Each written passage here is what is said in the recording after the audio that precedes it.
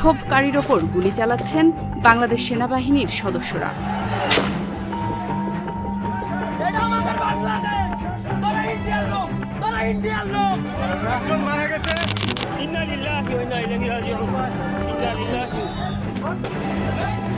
এটা অবশ্যই কারফিউ এবং এখানে শুটার সাইটও আছে।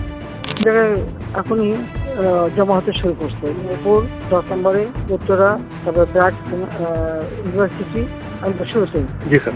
এবার বলে দেবো দেওয়া দেবে বলিতে বলতে থাকবে। এই সাইডে পুলিশ যেখান থেকে ওরা জমা হয় সব। Mohammad Fazle Akbar, major general Sheikh Mamun Khalid, brigadier general Mohammad Akbar Hossain, major general Mohammad Saiful Abid, major general Mohammad Saiful Alam, major general Ahmed Tafrij Shah Chowdhury, major general Hamidul Haque, colonel Mahadi Hasan, warrant officer Mohammad Ziaur Rahman এবং ওয়ারেন্ট অফিসার ইমরুল কায়েস, আব্দুল আল মামুন, র্যাবের মহাপরিচালক হারুন রশিদ, ডিজিএফ এর প্রধান major general Hamidul Haque, NSI প্রধান major general Hussain Morshed, SP প্রধান মনিরুল ইসলাম, বিজিবি মহাপরিচালক major general Mohammad Ashrafuzzaman Siddiqui, NTMC প্রধান জিয়াউল আহসান, আনসার ফিলিপি মহাপরিচালক মেজর জেনারেল একেএম আমিনুল হক এবং ডিএমপি কমিশনার হাবিবুর রহমান 20 জুলাই থেকে সেনাবাহিনীর একজন জ্যেষ্ঠ জেনারেল কোর কমিটিতে যুক্ত হন বলেও জাতিসংঘ প্রতিবেদনে বলা হয়। বাংলাদেশে যত ধরনের অপরাধী আছে সমস্ত অপরাধীর বিচার হয়, শুধু এক ধরনের অপরাধীর বিচার হয় না, সেটা হলো সেনাবাহিনী। আমাদের বাংলাদেশের সেনাবাহিনীর ভিতরে জুলাই গণঅভ্যুত্থানের আগে পরে গুম খুন হত্যার সাথে বিভিন্ন সেনাবাহিনী জড়িত ছিল, বিভিন্ন কর্নেল জড়িত ছিল, বিভিন্ন মেজর জড়িত ছিল, বিভিন্ন জেনারেল জড়িত ছিল এবং বিভিন্ন মানুষ বিভিন্ন জায়গা থেকে সেনাবাহিনীর সাথে বিভিন্ন হত্যাকাণ্ডে জড়িত ছিল। সেই সমস্ত মানুষের এখনও পর্যন্ত বিচার হয় না। বাংলাদেশ প্রশাসনের ভিতরে র্যাব, পুলিশ এবং বিজেপি বিভিন্ন মানুষ যারা অপরাধের সাথে জড়িত ছিল তাদের কিছু না কিছু বিচারও হয়েছে এবং অপরাধী যারা তাদেরকে জেলে বন্দী করা হয়েছে। কিন্তু আমাদের বাংলাদেশ সেনাবাহিনীর ভিতরে যেই সমস্ত অপরাধীরা গুম খুন হত্যার সাথে জড়িত ছিল তাদের কেন বিচার হয় না? শুধু এখনের কথা আমি বলছি না, ইতিপূর্বে আমাদের বাংলাদেশে সেনাবাহিনীর ভিতরে যেই সমস্ত অপরাধী ছিল, যারা অপরাধ করেছে সেই সমস্ত অপরাধীরা সবসময় ধরাছোঁয়ার বাইরে রয়েছে এবং তাদের আদালতে হাজির হইতে হয়নি। আর সাধারণত সেনাবাহিনীর কোর্ট মার্শালের ভিতরে গুম খুন হত্যা এটা কোনো অপরাধী না, আর বিশেষ করে গুম কোনো অপরাধী না, অপরাধের ভিতরেও পারে না। একটা মানুষ গুম করলেন, একটা মানুষকে গুম করে তাদের কী করেছেন সেটা জানাইলেন না, এটা কোনো অপরাধী না, এটা কোনো অপরাধী হয় না সেনাবাহিনী কোর্ট মার্শালের ভিতরে। যার ফলে তারা বারবার বিচার এবং সেনাবাহিনী বিভিন্ন অপরাধের সাথে জড়িত হওয়ার পরও বারবার যখন দেখছে তাদের বিচার হয় না, তখন আরও অপরাধ করার সাহস পেয়ে যায়। আপনাদের কি মনে আছে কুমিল্লা ক্যান্টনমেন্টের ভিতরে তনুকে হত্যা করা হয়েছে এবং 3 জন সেনাবাহিনী মিলে তাকে সংঘবদ্ধ ধর্ষণ করেছে। ধর্ষণ করার পর তাকে ক্যান্টনমেন্টের ভিতরে ফালাই রেখে গিয়েছে এবং এ বিষয়ে নিয়ে আমি বিস্তারিত ভিডিও বানাইছি, যাতে দেখতে মন চায় গিয়ে দেখতে পারেন। সেখানে আমি বিভিন্ন পেপার পত্রিকা বিভিন্ন নিউজ আর্টিকেল থেকে আপনাদেরকে প্রমাণ করে দিয়েছি এবং কারা এর সাথে জড়িত ছিল। পরিবার থেকে কিছু মানুষের কথা বলা হয়েছে, এরা জড়িত ছিল, এরা আমার মেয়েকে হত্যা করেছে। মেয়ের বাবা বলেছে, তনুর বাবা বলেছে। তারপর সেই সমস্ত অপরাধীরা ধরাছোঁয়ার বাইরে রয়েছে এবং কিছু মানুষকে জিজ্ঞাসাবাদ করা হয়েছে সেনাবাহিনীর উপর মহলে।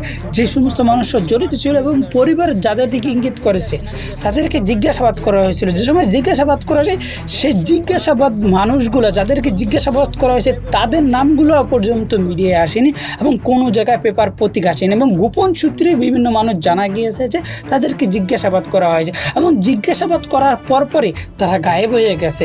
এটা কেন? আমাদের বাংলাদেশের শুধু এক্ষেত্রে আমি বলছি না, পিলখানা বিডিআর হত্যাকাণ্ড বা সেনাবাহিনী হত্যাকাণ্ড 57 জন সেনা অফিসার হত্যা করেছে, এর ভিতরে আমাদের বাংলাদেশের সেনাবাহিনীর অনেক উপরস্থ মানুষ জড়িত ছিল। যারা জড়িত ছিল তারা বারবার পদোন্নতি হয়েছে এবং তারা বারবার বড় বড় পদে হয়েছে এবং সেনাবাহিনীর উপরস্থ পদে তারা বসেছিল এবং তাদের পদোন্নতি হয়েছে। কিন্তু যারা জড়িত ছিল না তাদেরকে অনেকের শাস্তি দেওয়া হয়েছে। যারা বিচারের কথা বলেছে এবং বিচার নিয়ে যারা ঘাটে তদন্ত যারা করেছে, মানে সেনাবাহিনীর পক্ষ থেকে যারা তদন্ত করছে, ন্যায় তদন্ত যারা করছে, তাদেরকে বিভিন্নভাবে বিভিন্ন জায়গা থেকে ছড়াই দেওয়া হয়েছে এবং যারা কথা বলেছে তাদেরকে শেষ করে দেওয়া হয়েছে। এটা পিলখানা হত্যাকাণ্ড, তনু হত্যাকাণ্ড শুধু এতটুকুই ক্ষান্ত নয়, সেনাবাহিনী যে সময় যে ধরনের অপরাধে জড়িত হয়েছে সব ধরনের অপরাধ করার পর তাদেরকে বিচারের আওতায় আনা যায়নি, এখনও পর্যন্ত আনা যায়নি। জুলাই গণঅভ্যুত্থানে আমাদের বাংলাদেশের মানুষকে এবং ছাত্র জনতাকে গুম খুন যে হত্যা করা হয়েছে, গুলি করা হত্যা করা হয়েছে, সেনাবাহিনী যে হত্যা করা হয়েছে, সেনাবাহিনী যে হত্যা করেছে এর অনেক ফুটেজ আছে, অনেক ফুটেজ আছে। আপনার কত ফুটেজ লাগবে? আপনার কত ফুটেজ লাগবে সেনাবাহিনী যে মানুষকে ছাত্র জনতাকে গুলি করে হত্যা করা হয়েছে? কয়জন সেনাবাহিনীকে জুলাই গণঅভ্যুত্থানে গুলি করার কারণে, হত্যা করার কারণে গ্রেফতার করা হয়েছে? আপনি কয়জনের নাম জানেন? আমি কয়জনের নাম জানি? আমি তো কারণ আমি জানি না, হতে পারে 2-1 গ্রেপ্তার হয়েছে, 2-1জনকে সেনাবাহিনীকে থেকে বহিষ্কার করা হয়েছে, চাকরি বাতিল করা হয়েছে, বিভিন্ন ধরনের কাজ করা হয়েছে, কিন্তু কয়জন বিচারের আদালতে দাঁড়া হয়েছে, তাকে কয়জনকে ফাঁসি দিয়েছে এবং কয়জনকে রিমান্ডে দিয়েছে সেনাবাহিনীর ভিতরে। হ্যাঁ, কিছু মানুষকে দিয়েছে যারা বড় বড় গুম কোন হত্যার সাথে জড়িত ছিল, তাদেরকে কোনোভাবেই বাঁচানো যাবে না, এরকম 4-5 জনকে তারা শাস্তির আওতায় নিয়েছে, রিমান্ডে নিয়েছে এবং জিজ্ঞাসাবাদে নিয়েছে। কিন্তু শুধু 2-3 জন না, কয়েক হাজার সেনাবাহিনী এই খুন হত্যার সাথে জড়িত ছিল। জুলাই গণঅভ্যুত্থানের সম্মুখ সারির গুলির অর্ডার দিয়েছিল এবং তারা গুলি করে ছাত্রকে টার্গেট করে মানুষ মারছে। এবং আমাদের বাংলাদেশ জুলাই গণঅভ্যুত্থানে যে সমস্ত ছাত্ররা হত্যা হয়েছে, বেশিরভাগ ছাত্রদেরকে হত্যা করা হয়েছে বিভিন্ন জায়গায়, ঢাকা শহরের ভিতরে বিভিন্ন জায়গায় তারা সেনাবাহিনী থেকে করেছিল। আর আমাদের বাংলাদেশে পুলিশ কিন্তু অপরাধ করেছে, পুলিশ বিভিন্ন মানুষকে মেরেছে, কিন্তু পুলিশ যদি মাথায় মারে যাইয়া লাগে পায়ে যদি মারে তো সাইড দিয়ে যাই। আর সেনাবাহিনী যেটা টার্গেট করে সেটা হয়। আর সেনাবাহিনী বুলেটে 1 বুলেটে 1জন শত্রু মারতে হবে, 2টা বুলেটে 2জন শত্রু মারতে হবে, এটাই হচ্ছে সেনাবাহিনীর ট্রেনিংয়ের মেন বস্ত্র। এবং সেনাবাহিনী এইভাবেই কাজ করে, যার ফলে আমাদের বাংলাদেশ জুলাই গণঅভ্যুত্থানে হাসিনা থেকে শুরু করে বিভিন্ন মানুষ যে সমস্ত অর্ডার দিয়েছে, বেশিরভাগ অর্ডার সেনাবাহিনীর উপর দিয়ে গেছে এবং বেশিরভাগ মানুষকে যে হত্যা করা হয়েছে সেটা সেনাবাহিনী নিজে হত্যা করা হয়েছে।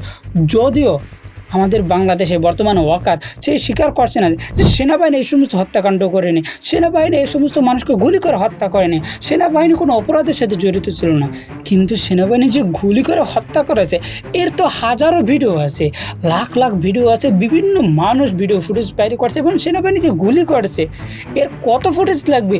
এখন আপনি ইউটিউব থেকে ফেসবুক সব জায়গায় আপনি একটু সার্চ দেন, সেনাবাহিনী গুলি করে হত্যা করছে জুলাই গণঅভ্যুত্থানের ছাত্রদের উপর, সেটা আপনারা হাজারো ভিডিও পেয়ে যাবেন। কিন্তু তারপর আমাদের বাংলাদেশ ওয়াকার বলছে আমাদের বাংলাদেশ সেনাবাহিনী ছাত্রদের উপর গুলি করেনি, ছাত্রদের উপর গুলি করতে তারা রাজি হয়নি। শুরুর দিকে তারা রাজি ছিল, শেষ মুহূর্তে 4 আগস্ট এবং 5ই আগস্টে গিয়ে তারা গুলি করেনি। এবং তাদের কারণেই আমাদের বাংলাদেশে নিম্নস্থ সেনাবাহিনী কর্মকর্তাদের কারণে আমাদের বাংলাদেশ এত তাড়াতাড়ি জুলাই গণঅভ্যুত্থান সফল হয়েছে। কিন্তু যে সমস্ত মানুষ আমাদের ছাত্রদের উপর গুলি করেছে, আমাদের ভাইদের উপর গুলি করেছে, সেই সমস্ত অপরাধীরা কোথায়? আমি সেনাবাহিনীকে জিজ্ঞেস করছি। এবং আমাদের বাংলাদেশের বেশিরভাগ অপরাধীকে রেহাই দিয়েছিল, ক্যান্টনমেন্টের ভিতরে রেখেছিল এবং তাদেরকে বিদেশে যাওয়ার সমস্ত কাজকর্ম এবং বিদেশে যাওয়ার সমস্ত পাসপোর্ট থেকে শুরু করে বিদেশে পাঠানো পর্যন্ত, বিমান ওঠা পর্যন্ত সমস্ত কার্যক্রম, এবং বিদেশে যাওয়ার পর তারা যে ঠিকভাবে শান্তি থাকতে পারে সেই সমস্ত কর্মকাণ্ড করছে কারা এবং এই সমস্ত সুবিধা দিয়েছিল কারা? সেটা হয়েছে সেনাবাহিনী। এত অপরাধের সাথে সেনাবাহিনী জড়িত হওয়ার পরও কেন আমাদের বাংলাদেশে এখনও পর্যন্ত সেনাবাহিনীকে অপরাধের আওতায় আনা যায়নি? তারা বারবার বলছে, ওয়াকার বলছে কোর্ট মার্শালের মাধ্যমে তাদের বিচার হবে। কোর্ট মার্শালের মাধ্যমে তো গুম কোন হত্যা কোনো অপরাধী না ভাই। তারা বারবার বলছে যে কোর্ট মার্শালের মাধ্যমে বিচার হবে। কোর্ট মার্শালের মধ্যে এটা তো অপরাধী না, গুম কোনো হত্যা কোনো অপরাধী না। আর যদি উপরের নির্দেশ থাকে সেটা তো কোনো অপরাধীর ভিতরেই পড়ে না, অপরাধ ধরাই হবে না, কোনো অপরাধী না, বিন্দু থেকে বিন্দু পরিমাণ অপরাধী মনে হইবে না। তাহলে এভাবে আমাদের বাংলাদেশ সেনাবাহিনী একের পর এক অপরাধ করছে, একের পর এক অপরাধ করে তারা সমস্ত বিচার আওতা থেকে এবং আদালতের আওতা থেকে, আইনের আওতা থেকে তারা বাইর হয়ে যাইতে আছে।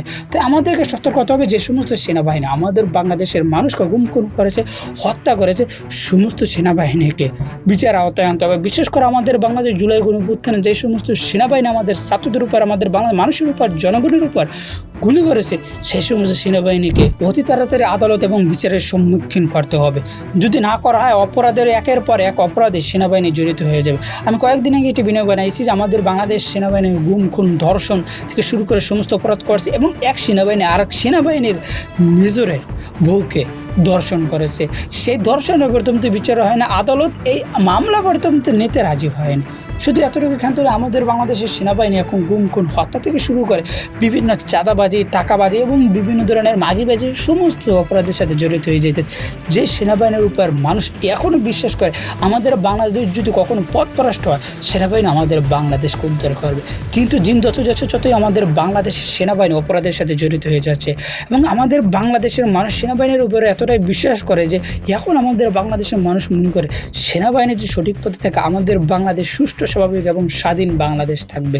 তাই আমাদের বাংলাদেশ সেনাবাহিনীর জন্য কোনো অপরাধের সাথে জড়িত না হয়, সেই কারণে আমার এই প্রত্যেকটা যেন আমাদের বাংলাদেশের প্রত্যেকটা মানুষ যেন বিশ্বাস করে সেনাবাহিনীর ভিতরে যদি কোনো অপরাধী থাকে, কোনো অপরাধ হয়, সেই অপরাধের বিচার হবে। এবং আমাদের বাংলাদেশ সেনাবাহিনীর ভিতরে এখন অনেক অপরাধ হচ্ছে, কিন্তু অপরাধের যে সমস্ত কাজ অপরাধ বাহির হয় না এবং তাদেরকে বিচার হয় সেটা পর্যন্ত বাইরে হয় না, সেটা গোপন থাকে। তাই যে সমস্ত মানুষ অপরাধ থেকে অপরাধী, সে সেনাবাহিনী হোক এবং সাধারণ পাবলিক হোক, কিন্তু সমস্ত মানুষের বিচার করতে হবে যারা অপরাধী। তাই ভালো থাকবেন, সুস্থ থাকবেন এবং সেনাবাহিনীর ভিতরে বিশেষ করে জুলাই গণঅভ্যুত্থান যে সমস্ত অপরাধী আছে, যারা গুলি করে ছাত্রদের উপর, তাদের সকলের নাম তালিকা আমরা যায়, মেজর থেকে সাধারণ সৈনিক, যে সমস্ত মানুষরা ছাত্রদের উপর গুলি করেছে সে প্রত্যেকটা মানুষের আমরা নাম চাই এবং আদালতে, আমাদের বাংলাদেশের স্বাধীন আদালতে, আমাদের বাংলাদেশে ম্যাজিস্ট্রেটিতে এখন তাদের হাজির হওয়া চাই এবং তাদের বিচার করা যায়। তাই ভালো থাকবেন, সুস্থ থাকবেন এবং সেনাবাহিনীর ব্যাপারে আপনাদের কি মন্তব্য অবশ্যই নিচে কমেন্ট করে জানান। যারা এখন প্রথম এই চ্যানেলকে সাবস্ক্রাইব করুন, অবশ্যই জানান সাবস্ক্রাইব করুন। আর যারা ফেসবুক পেজ থেকে দেখতে আসেন অবশ্যই ফেসবুক পেজটা ফলো করে রাখবেন। নিজস্ব কোনো মন্তব্য থাকলে অবশ্যই নিচে কমেন্ট করে আমাদেরকে জানাই যাবেন।